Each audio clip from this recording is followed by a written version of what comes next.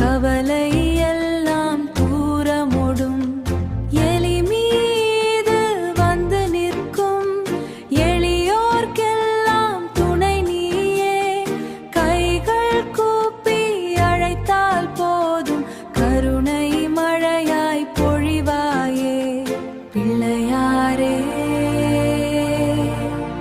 பிறவி தோறும் துணையாரே, பிழை செய்தாலும் மன்னிப்பாயே, பின்னும் நம்மை அணைப்பாயே.